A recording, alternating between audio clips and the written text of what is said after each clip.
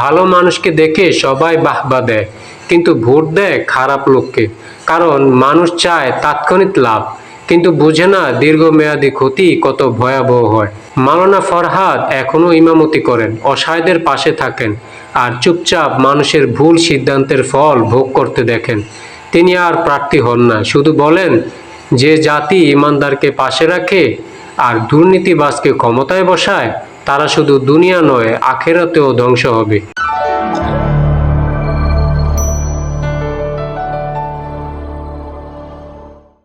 গ্রামের নাম সোনাতলা। ছোট্ট একটা জনপদ, সবুজে ঘেরা, মানুষজন ধর্মভীরু, নামাজ রোজা করে, মসজিদ মাদ্রাসা দান করে। কিন্তু অদ্ভুত এক বাস্তবতা, এই গ্রামের মানুষ কখনই সৎ ইমানদার প্রার্থীকে ভোট দেয় না। ভোটের সময় আসলে তারা ঝুঁকে পড়ে পয়সাওয়ালাদের দিকে, যারা টাকা বিলায়, দামি পোস্টার ছাপায়, দাওয়াতে গোস্ত পোলাও খাওয়ায়।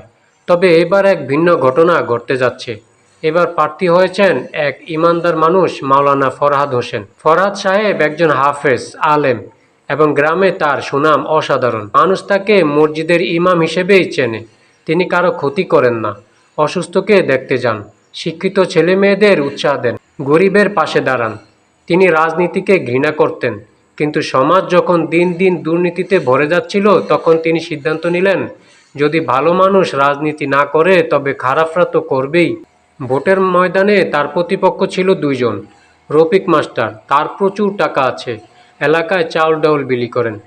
দ্বিতীয়জন ছিলেন সেলিম চেয়ারম্যান, আগে একবার ক্ষমতায় ছিলেন, একসময় উন্নয়ন করেছিলেন, এখন চেয়েছেন আবার আসতে। মাওলানা ফরহাদ বললেন, আমি টাকা দিতে পারবো না, মিথ্যে প্রতিশ্রুতি দিতে পারবো না, তবে যদি তোমরা সত্য ও ন্যায়ের পক্ষে থাকো, আমায় ভোট দাও। তিনি প্রতিটি এলাকায় ঘুরে মানুষকে বোঝাতে লাগলেন, যে নেতা রোজ মদ খায়, ঘুষ খায়, সে তো তোমার ছেলেকে ভালো স্কুলে পড়াবে না, শুধু নিজের বাড়ি বানাবে। হুজুরের এই প্রচারণায় মানুষের মন দ্বিধায় ভরে গেল। অনেকেই বলল, মাওলানা সাহেব ভালো তো ঠিকই, কিন্তু উনি তো রাজনীতি বোঝেন না। উনি যদি জিতেও যায়, ক্ষমতায় গেলে কিছু করতে পারবে? রফিক মাস্টার তো অনেক দান করে, ওরই দেই না কেন?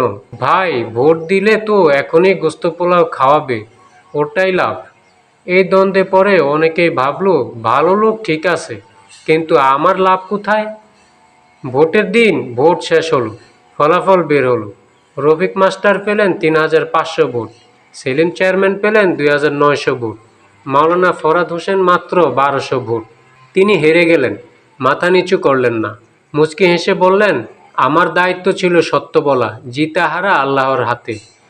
রফিক মাস্টার ক্ষমতায় গিয়ে বছরখানেক পর এলাকায় একের পর এক দুর্নীতি শুরু করলেন।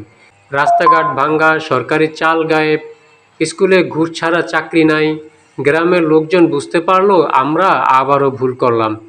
একজন বৃদ্ধা কাঁদতে কাঁদতে বললেন, আল্লাহ আমাদের চোখ দিলেন, কিন্তু আমরা তা পয়সায় বিক্রি করে দিলাম। আর এই গল্প শুধু সোনাতলার নয়, দেশের বহু জায়গায় একই কাহিনী। ভালো মানুষকে দেখে সবাই বাহবা দেয়, কিন্তু ভোট দেয় খারাপ লোককে।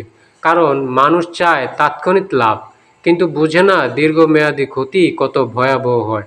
মাওলানা ফরহাদ এখনও ইমামতি করেন, অসহায়দের পাশে থাকেন, আর চুপচাপ মানুষের ভুল সিদ্ধান্তের ফল ভোগ করতে দেখেন।